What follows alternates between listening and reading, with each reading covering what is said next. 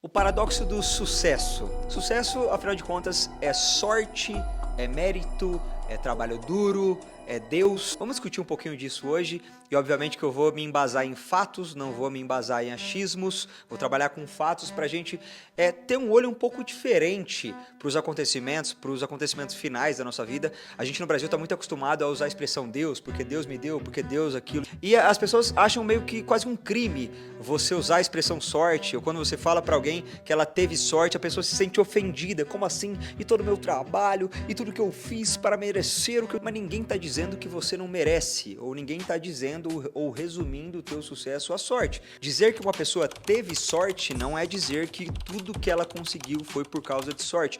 E é essa frase que eu já quero começar a discussão de hoje. Sucesso é uma soma de fatores associados a talento, esforço e sorte.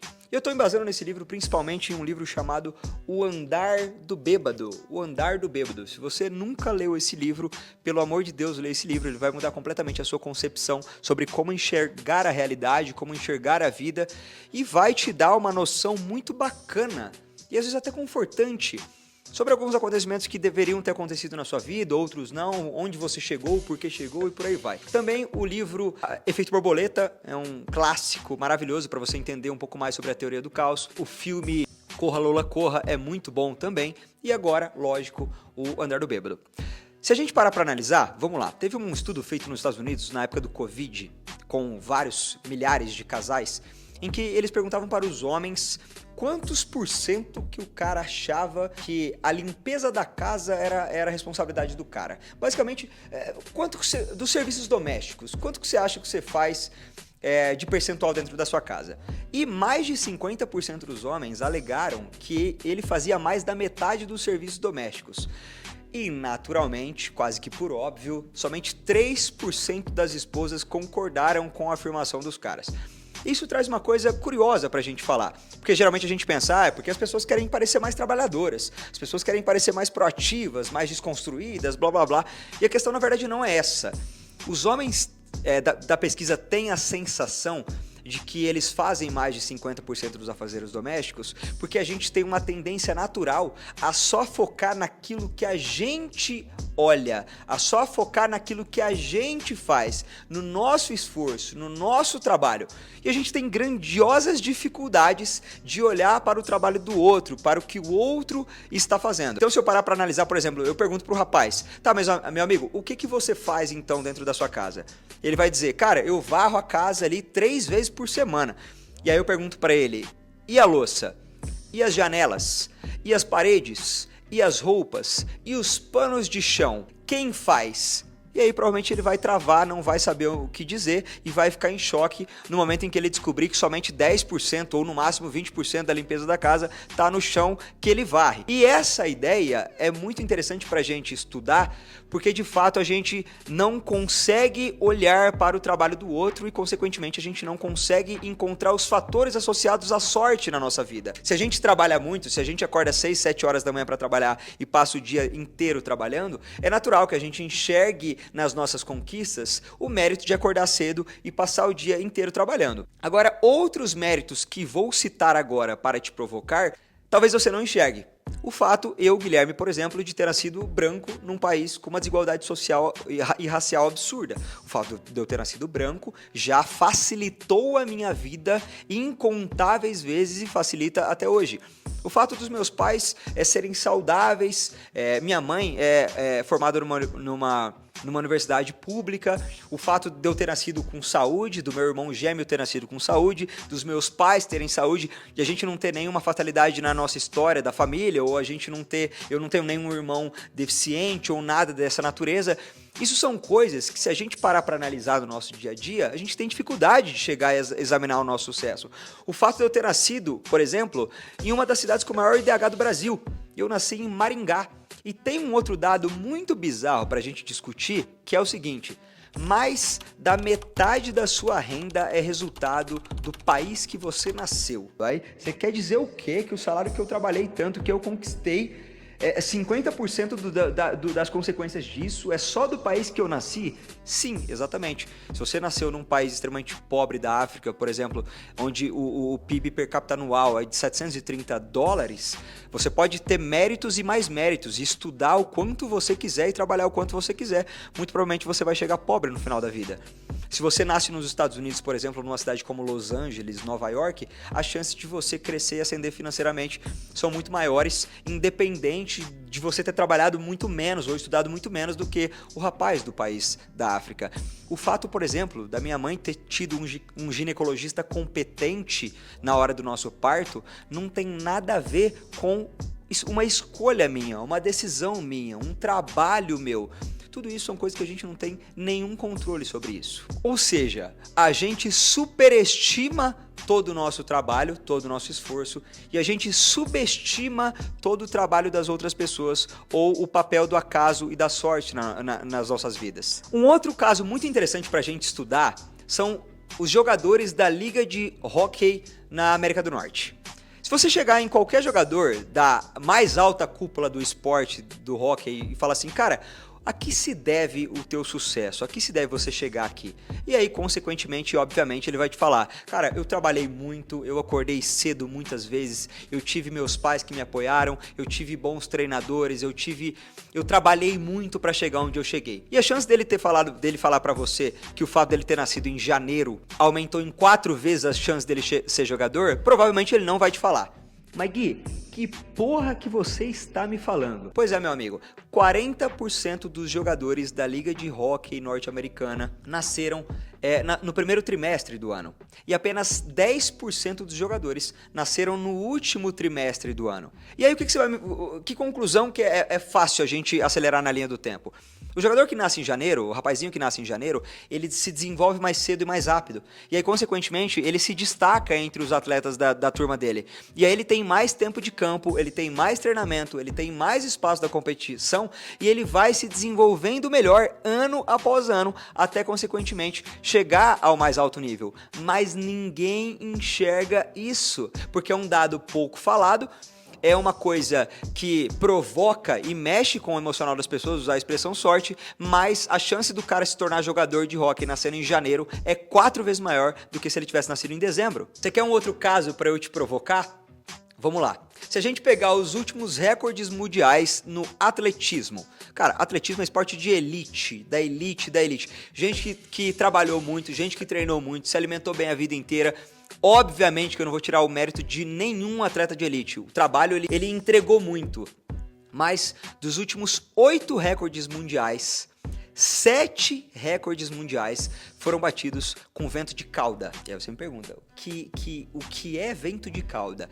Vento de cauda é aquele vento que te empurra, é aquele vento que vai a favor da onde você está indo. Então uma pessoa que vai saltar a distância, por exemplo, com o vento empurrando, a chance dele conseguir bater o recorde com o trabalho de elite é muito maior. E o contrário também é válido. Se você é um atleta de elite e no dia da competição você pega um vento de proa, se não me engano, você pega um vento contrário, a chance de você bater o recorde mundial é muito menor.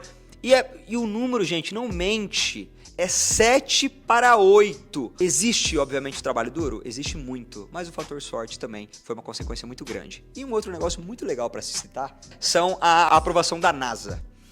No ano de 2017, se não me engano, 18.300 candidatos estavam disputando 11 vagas para entrar para o time de astronautas da NASA.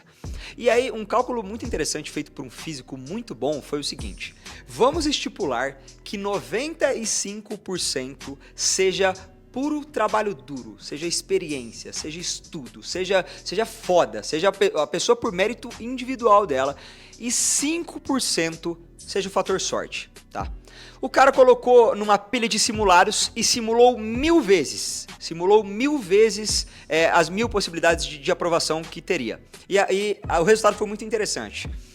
Desses 18 mil candidatos, 95% mérito, 5% sorte. Em 1000 simulações, os 11 candidatos, todos eles tiveram uma nota superior a mais de 94% de sorte.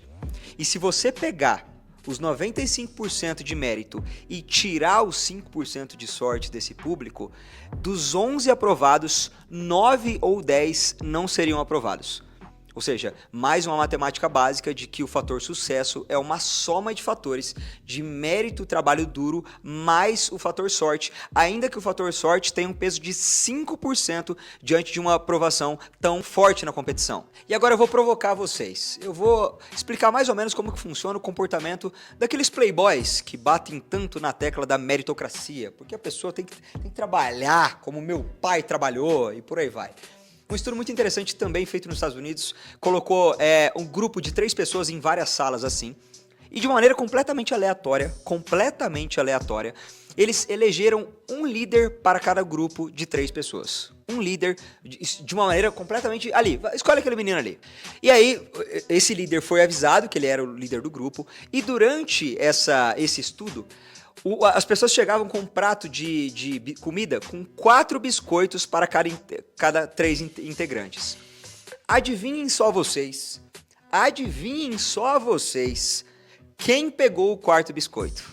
Obviamente que quem pegou o 4º biscoito foi a pessoa que foi escolhida aleatoriamente como líder, porque de alguma forma ela acreditou que ela merecia aquele biscoito. Se eu fui escolhido como líder, é porque eu tenho méritos para ser escolhido como líder. Consequentemente, eu mereço esse biscoito. E esse é um comportamento muito comum entre as pessoas de classe média para cima, porque como elas não têm essa sensibilidade para olhar o que foi dado e o que foi mérito próprio, elas não conseguem enxergar isso.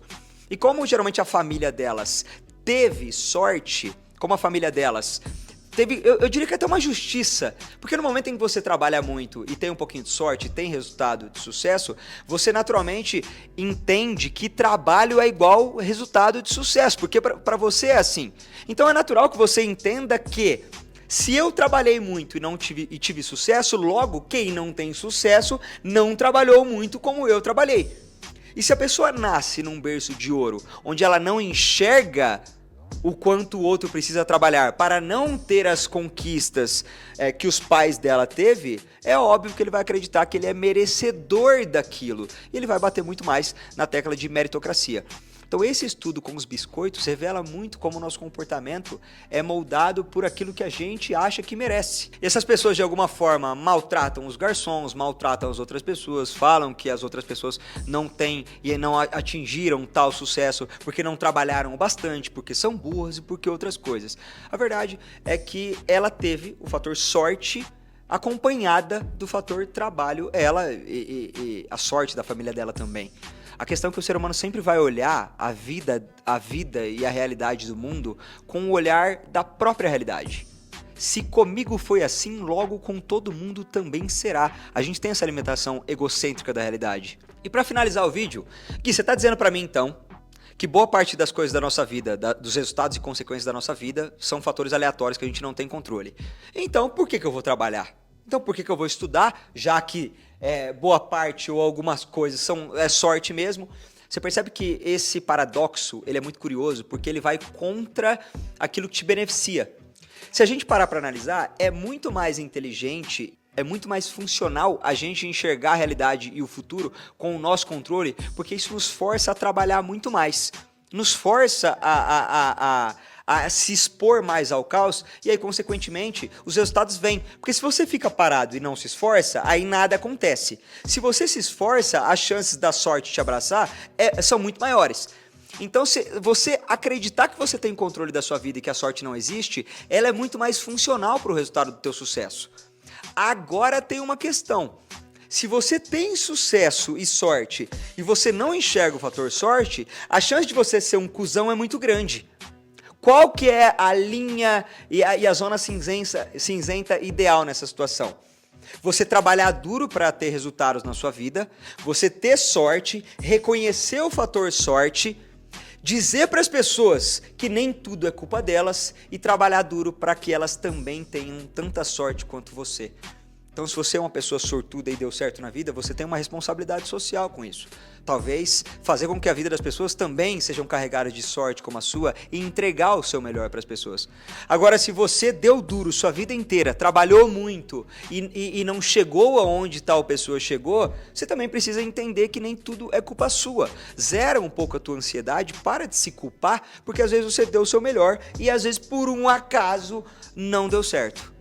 A gente não tem o controle de tudo, só que a gente tem a decisão de se expor cada vez mais àquilo que a gente quer.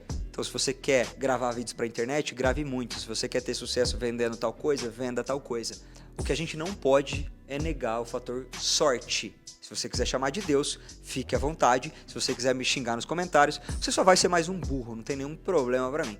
Então, se você gostou desse vídeo e quer mais conteúdos como esse, vídeos mais longos, onde eu entrego muito mais, eu vou te pedir um favor que faz muita diferença para o nosso canal crescer, para esse canal crescer. Clique em curtir, assina o sininho para receber as notificações, se inscreve no canal, você principalmente que já é meu seguidor lá no Instagram, vamos animar para o canal do YouTube crescer também. A gente se vê no próximo vídeo, um grande beijo, valeu!